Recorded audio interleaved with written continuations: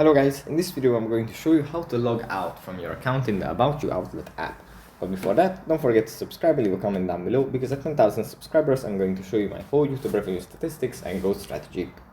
So without further ado, let's just jump right into it. First we have to open up the AboutYou outlet app, and here it usually opens up in the shopping menu where we have our recommendations and different kinds of articles that we can browse and we can buy. But from here we have to go into the account menu in the bottom right corner, and then if we scroll down a bit, below this list of five buttons, we find a word written in the gray at the top of this smaller list in the bottom. If we tap on the top one, we are going to be logged out from the AboutYou outlet app.